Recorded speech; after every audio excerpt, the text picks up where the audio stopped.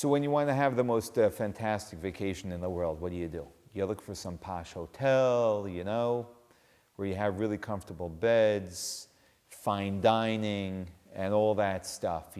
Rent a luxury car. Everything's fantastic. So it's really odd when the Torah tells us, celebrate the holiday of Sukkot. Get out of your house, go into a sukkah, that hut, exposed to the elements, exposed to the cold, and all of that. And by the way, this holiday, it's also known as Zman Simchatenu, the time of our joy. Time of our joy. I mean, this is not quite the way I would create an environment of joy. How is this holiday speaking to us?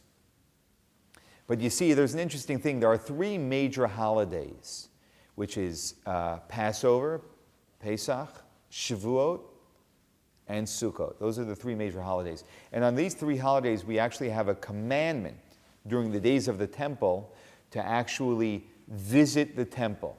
They're called the Shalosh Regalim, the three festivals. But if you're familiar with a bit of Hebrew, you know that the word for foot is regel.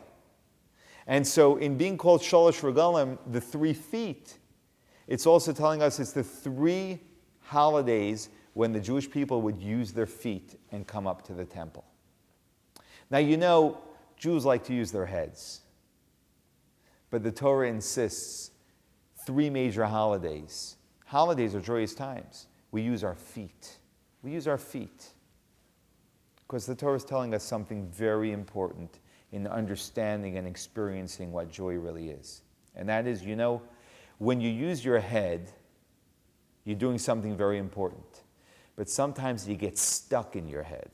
It's like a place, and that's what it is. It's that place. But sometimes when we liberate ourselves from that place and we just use our feet, we're sort of freeing ourselves from ourselves. And when you free yourself from yourself, you're experiencing a form of liberation. That's a true sense of joy, when you can break out of all boundaries. That's the reason why when the Jews left Egypt, which is part of the reason why we celebrate the holiday of Sukkot, commemorating the huts that the Jews dwelled in on their way out of Egypt. What did they do? Their heads were telling them, what are you, crazy? You're going into the desert? You can't survive 2 days in the Sinai desert. The heat is oppressive. You don't even have water. Some matzah. Right? But the Jews didn't follow their heads. What did they follow? They followed their feet. And when they followed their feet, they had an experience that human beings otherwise cannot experience. That's how we experience joy. Sometimes I catch myself, I'm watching one of my kids, and I'm watching what they're doing for a few minutes, without even realizing it, like time stops, and suddenly I realize that I have this huge grin on my face, and I'm experiencing this immense time of joy just watching them. And what's really happening is I actually totally have forgotten about myself. And I'm lost in their reality, and it's such a pleasure. You know why it's such a pleasure? Because I lost myself. As long as I'm stuck within my own confinement, I'm not really experiencing true joy. True joy is when we break out of our boundaries, our own boundaries. That is the true experience of joy.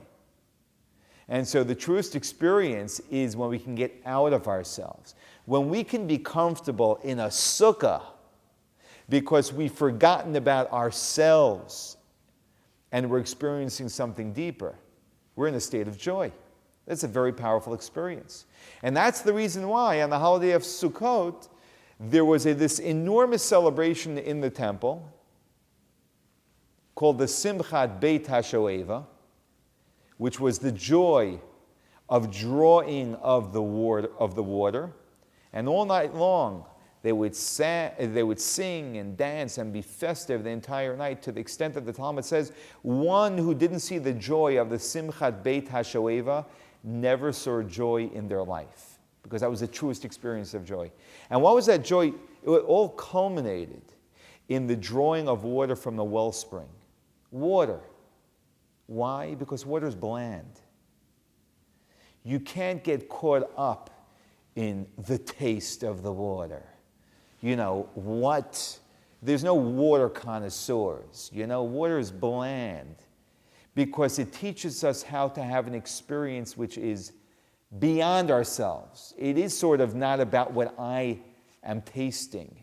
It is experiencing something which is greater than ourselves and beyond ourselves. That is the truest experience of joy. And so the more in our lives that we can get out of ourselves and lose ourselves in someone else's reality, in the reality of God, in the reality of giving, the more joyous we are. So if you want to be happy, stop thinking about yourself. You'll be a much happier person.